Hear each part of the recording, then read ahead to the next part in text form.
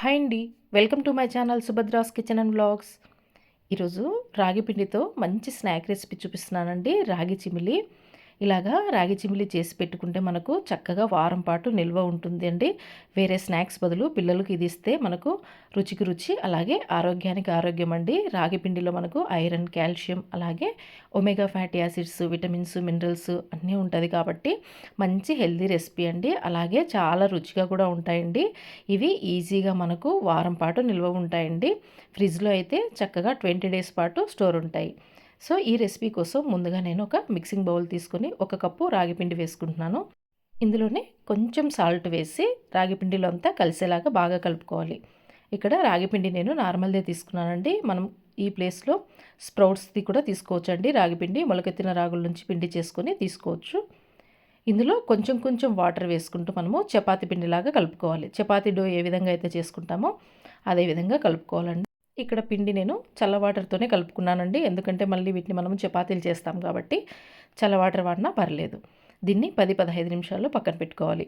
Next ఈలోపు ఒక pan పెట్టుకొని అరకప్పు పల్లీలు వేసుకొని పల్లీలను మంచిగా వేయించుకోవాలండి. పల్లీలు మాడకుండా మీడియం ఫ్లేమ్లో పెట్టుకొని మంచి కలర్ వచ్చేంత వరకు వేయించుకోవాలి పల్లీలను. చూడండి, పల్లీలు ఇలా వేగిన తర్వాత స్టవ్ ఆఫ్ చేసి మనం వీటిని పక్కన పెట్టుకోవాలి. ఇవి చల్లార్చుకోవాలండి. చల్లార్చుకొని పొట్టు తీసి పెట్టుకోవాలి. నెక్స్ట్ ఇదే పాన్లో పావు కప్పు తెల్ల నువ్వులు వేసుకోవాలి. ఈ తెల్ల నువ్వులను కూడా కాసేపు దోరగా వేయించుకోవాలండి. నువ్వులు మనం ఎప్పుడైనా కానీ సిమ్లో పెట్టి వేయించుకోవాలండి. తొందరగా కలర్ వస్తాయి. ఇంకా ఆస్త వేగాలన్నప్పుడే మనం స్టవ్ ఆఫ్ చేసుకోవాలండి. ఇదే వేడికి మనకు నువ్వులు అనేది వేగిపోతాయి. ఇప్పుడు స్టవ్ ఆఫ్ చేసి వీటిని కూడా పక్కకు తీసుకోవాలి. ఇలాగే పాన్లో పెడితే మరి కొంచెం కలర్ చేంజ్ అవుతాయండి. సో పక్కకు ట్రాన్స్ఫర్ చేసుకొని చల్లార్చుకోవాలి. నెక్స్ట్ మనము ముందుగా తడిపి పెట్టుకున్నటువంటి రాగి ముద్దను మరొకసారి బాగా కలిపి చేతికి నెయ్యి అంటుకొని కొంచెం కొంచెంగా చపాతీ ముద్దల్లాగా చేసుకోవాలండి. మనము చపాతీ ముద్దలు ఏ విధంగా చేసుకుంటాం అలాగా కొంచెం కొంచెం తీసుకొని ఈ విధంగా చపాతీ ముద్దల్లాగా చేసుకోవాలి. ఇప్పుడు చపాతీ పీట పైన ఒక తడి క్లాత్ కానీ లేదా అరిటాకు కానీ బటర్ పేపర్ కానీ తీసుకొని మనం ప్రిపేర్ చేసుకున్నటువంటి పిండి ముద్ద కొంచెం కొంచెంగా తీసుకొని ఈ విధంగా చిన్న చపాతీలాగా చేత్తోనే ప్రెస్ చేసుకోవాలండి. ఒకవేళ ఇక్కడ మీకు చేతికి అంటుకుంటుంది అనుకుంటే మిగిలిన క్లాత్ ఉంటుంది కదా అండి, ఆ క్లాత్ కొంచెం ఈ పిండి పైన వేసి క్లాత్ పైన ప్రెస్ చేస్తే మనకు చేతికి అంటుకోకుండా నీట్గా వస్తుందండి. ఎవరైనా బిగినర్స్ చేతికి అంటుకుంటుంది అంటే ఇలాగా చేసుకోవచ్చు. చూడండి, చేతికి అంటుకోకుండా నీట్గా వస్తుంది. ఇప్పుడు దీన్ని మనము చేతిలోకి తీసుకొని చపాతీ పెనం పైన వేసుకోవాలండి. చపాతీ పెనం పైన ముందే మనం కొంచెం గీ యాడ్ చేసుకొని ఉండాలి. ఇప్పుడు మరి కొంచెం నెయ్యి వేసి రెండు వైపులా కూడా మంచిగా కాల్చాలండి. ఇలాగా చిన్న చిన్నగా అన్నీ కూడా చిన్న చిన్న చపాతీలాగా చేసి రెండు వైపులా కూడా మంచి రంగు వచ్చేంత వరకు కాల్చాలండి.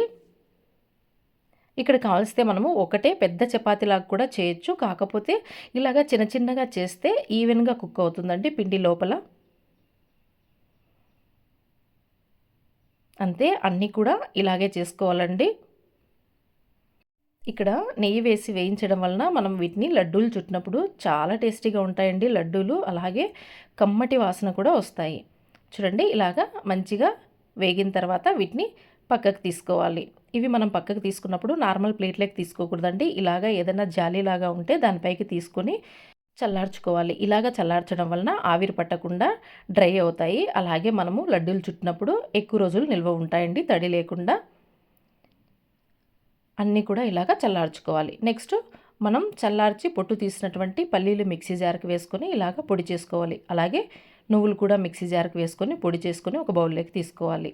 నెక్స్ట్ రాగి చపాతీలు కూడా మనకు చల్లగా అయిపోయింటాయండి. వీటన్నిటిని ఇలాగ తుంచుకోవాలి. చల్లారిన తర్వాత ఖచ్చితంగా చల్లారాలండి, వేడిగా ఉండకూడదు. చల్లారిన తర్వాత వీటన్నిటి కూడా మిక్సీ జార్కి వేసుకొని ఈ విధంగా మెత్తగా పొడి చేసుకోవాలి.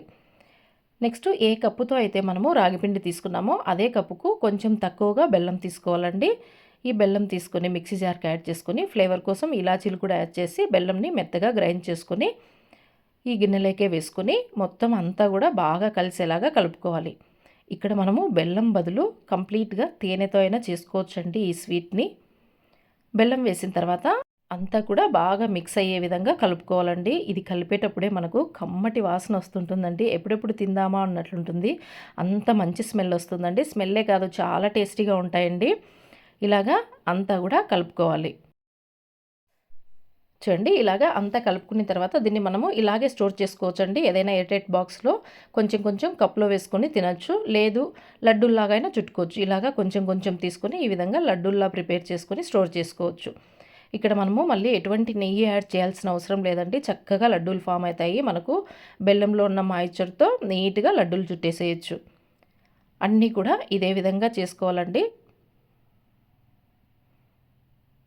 అంతే అండి. చాలా ఈజీగా హెల్తీ అండ్ టేస్టీ రాగి చిమిలి రెడీ అయిపోయింది. డెఫినెట్‌గా మీరు కూడా ట్రై చేయండి. మీకందరికి కూడా నచ్చుతుంది. ఓకే అండి. మరి నా ఈ వీడియో మీకు యూజ్‌ఫుల్ అనిపిస్తే please like, share and subscribe my channel. Thanks for watching.